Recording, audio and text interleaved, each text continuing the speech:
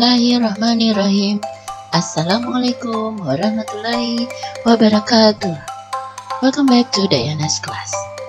Apa kabar kalian hari ini? Alhamdulillah. Semoga solih-solihah selalu dalam keadaan sehat selalu. Oke, hari ini kita akan belajar IPA tema 3, yaitu mengenai komponen dan rangkaian listrik. Untuk memperoleh video-video lainnya, jangan lupa subscribe Diana's Class. Oke, dalam kehidupan sehari-hari, kita selalu menggunakan listrik. Semua alat yang menggunakan listrik sebagai sumber energinya disebut alat elektronik. Nah, ini adalah beberapa alat elektronik yang biasa kita jumpai di rumah. Oke, ada rice cooker, ada televisi, setrika, radio, kipas angin, macam-macam lampu, mesin cuci, dan berbagai alat listrik, alat elektronik lainnya. Nah, untuk jenis listrik itu terdiri atas dua, yaitu listrik tidak mengalir atau elektrostatika, dua listrik mengalir elektrodinamika. Nah,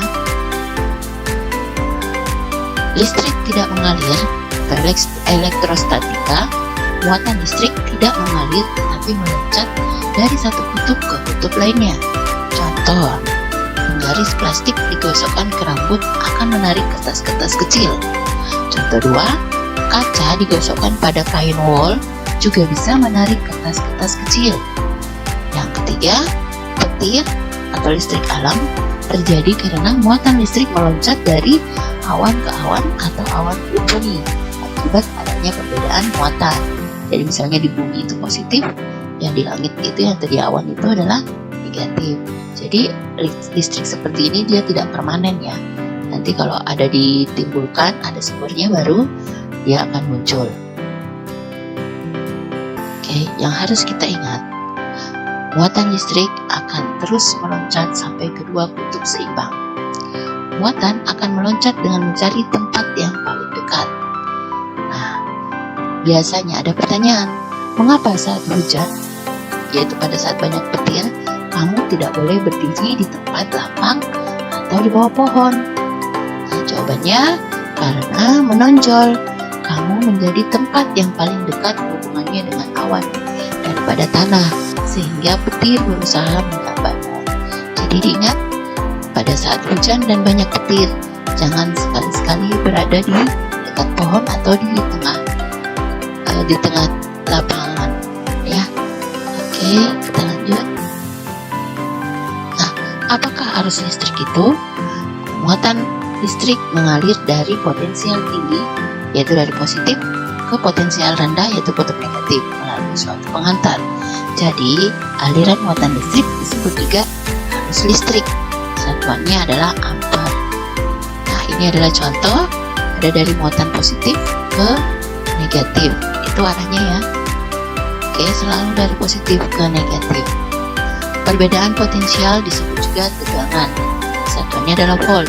Semakin tinggi perbedaan potensial, daya listriknya akan semakin besar. Oke, aliran listrik pada sebuah rangkaian listrik seperti ini ya. Jadi kita bisa lihat dari positif ke negatif, itu menyebabkan lampu bisa menyala. Nah, di sini ada kata penghantar yang kita sebut juga konduktor.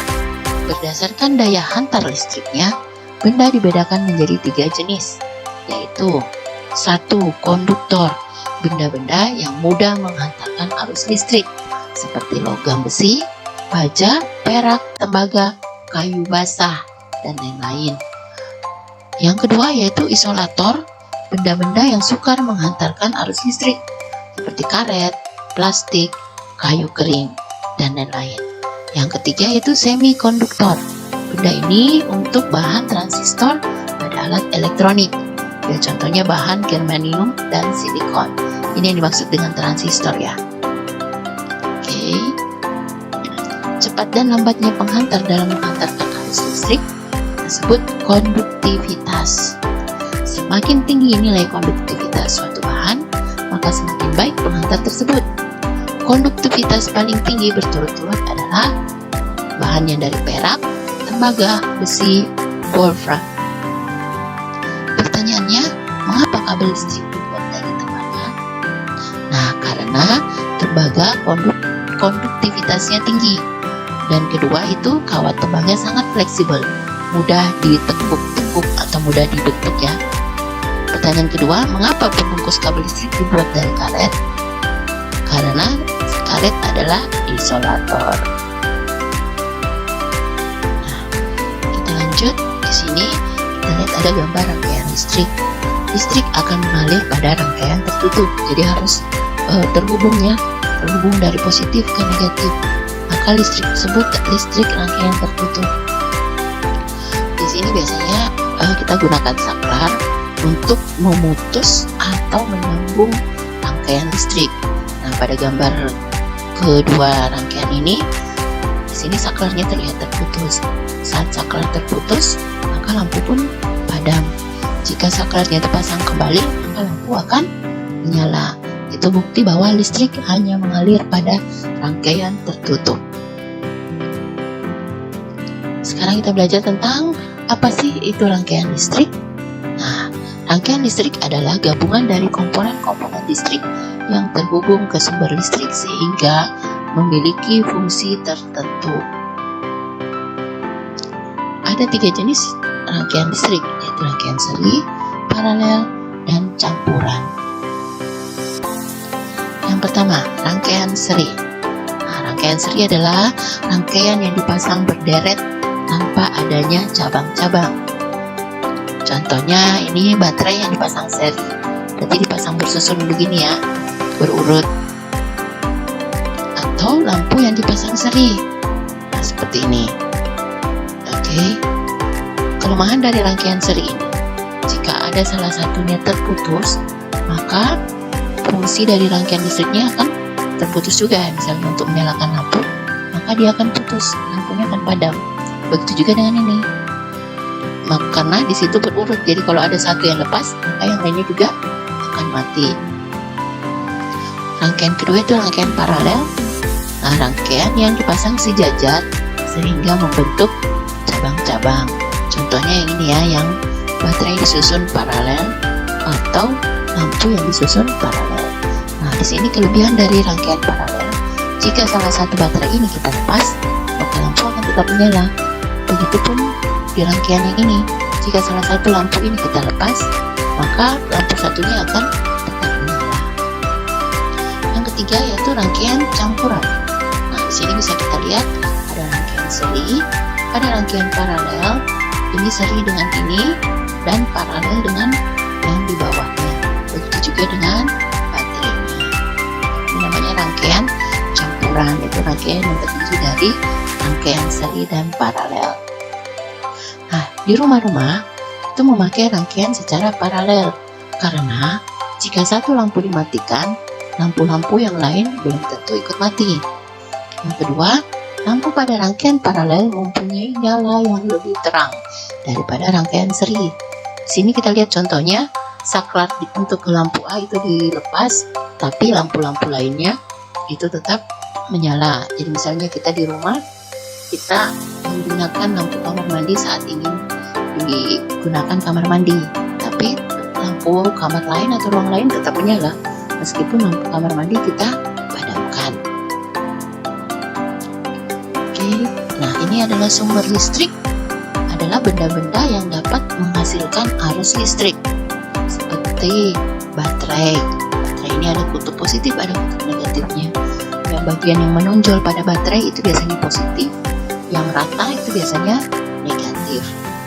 Yang kedua ada aki atau akumulator. Nah, pada aki ini juga ada positif dan negatifnya ya.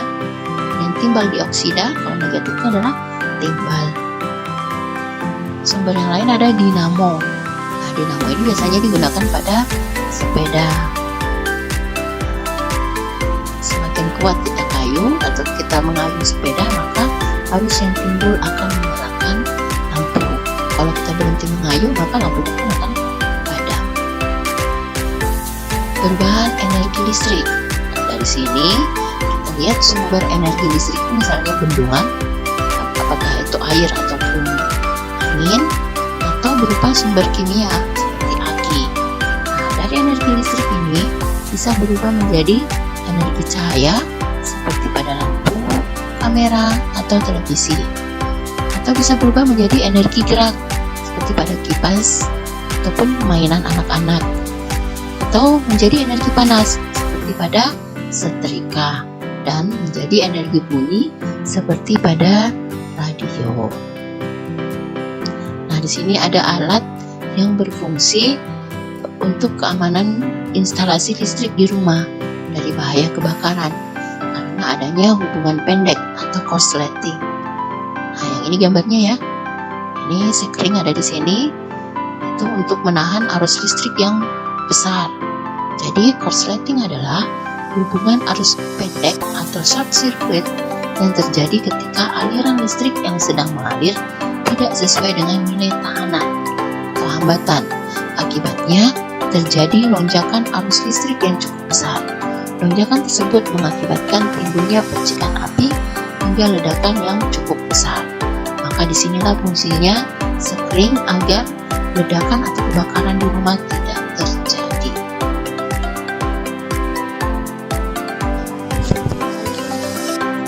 Uji pemahaman kalian, Ustazah ada tugas ya. Silakan dijawab di buku tulis, tuliskan angkanya, lalu pilihan jawabannya misalnya A, titik muatan listrik. Contohnya ya. Jadi nomor 2, nanti tulis juga seperti itu. Nomor 2, jawabannya A, ini kita yang angka 1, 2, 3, 4 ini kita sebut A, B, C, D aja ya. Jadi nomor 2, digambar aja rangkaiannya, sederhana aja. Jadi kayak gambar baterai ini jadi kotakan aja, yang lampu jadi bulatan aja ya. Oke, nomor 3, nomor 4, nomor 5,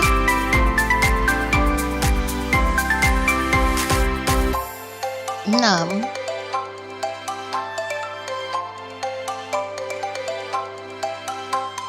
7, 8. Kalau untuk nomor 8 ini disebutkan aja ya nama bendanya. Dan misalnya 8, radio ya. Oke, sekian dari Ustazah. Semoga apa yang Ustazah sampaikan bermanfaat dan bisa menambah ilmu buat solih-solihah. Oke, thank you. Assalamualaikum warahmatullahi wabarakatuh. Jangan lupa ya, subscribe Diana's Class.